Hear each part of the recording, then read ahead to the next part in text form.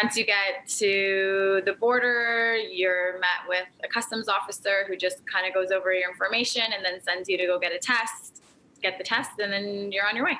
Federal opposition leaders say Canada's land border needs reinforcement and are demanding new efforts to stop COVID. But one Canadian traveler tells CityNews crossing the border by land is simple but thorough. They are pretty strict compared to other borders that I have crossed.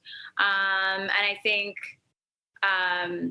the hotel quarantine is definitely pretty rigorous. I don't know if it's necessarily needed, but I mean, asking for everyone to provide a negative test seems to be fair at this point. Christine Spaniolo says she had to submit a negative test at the border, take another at the border, and has since had a third test while quarantining at home, all three negative. The Toronto woman says she crossed by land knowing she could avoid a costly hotel quarantine that way. I was aware that flying through Toronto would require hotel quarantine. And I was also aware that I could avoid the hotel quarantine if I did cross the border via land. Spaniolo isn't alone. Cab companies in New York State say they're doing a brisk business taxiing Canadians across the border.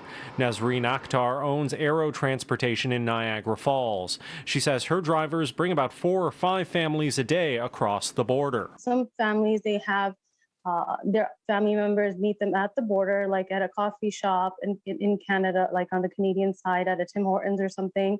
Others, depending on family structure, we're taking them all the way to Brampton. We're taking them to Vaughan. Now, opposition leader Aaron O'Toole says his party will be pushing for changes at the border, but didn't outline what new measures the Conservatives might propose. In Ottawa, Shaoli Lee, City News.